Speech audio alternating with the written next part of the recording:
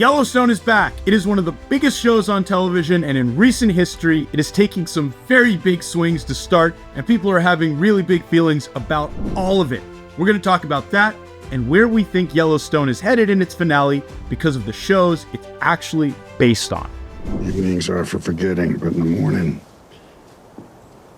I can remember. The thing about Yellowstone that is most interesting is not the battle between siblings for power. It is not the battle over the land between John Dutton and his next in line and all the different types of people who have been encroaching on it. It is the battle between genres for the heart of what the show actually is about. And that's how we kind of know, or might know, where the show is headed. You see, Yellowstone's roots are in multiple types of shows. Obviously, there's a lot of Western going on. They got cowboy hats, they're shooting guns, they're riding horses, but much more than that, Yellowstone is a soap opera.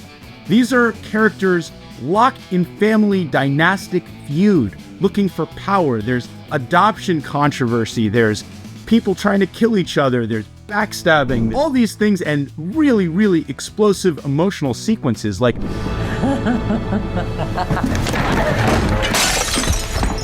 it is pretty soap opera-esque. Honey, I don't even know what the that means. This is what it means, Dad. This is not the first show to put a cowboy hat on a bar of soap.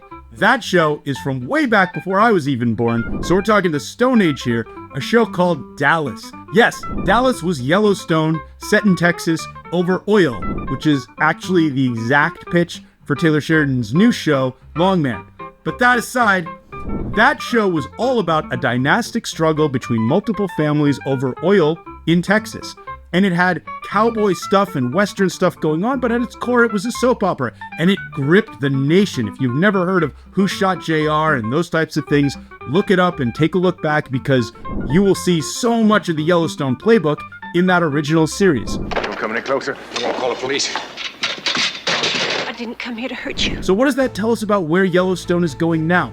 Well, spoiler alert, John Dutton, patriarch of the Dutton family, is dead in what looked like a suicide but was actually a murder. This is very similar to a lot of stuff that happened in Dallas.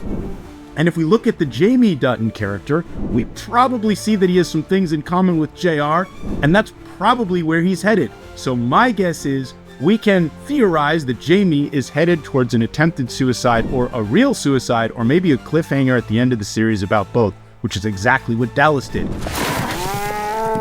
How come you can't rope like that when we're roping for money? But there's another thing that's competing inside of Yellowstone, and it's not just Beth versus Jamie. It's Western versus soap.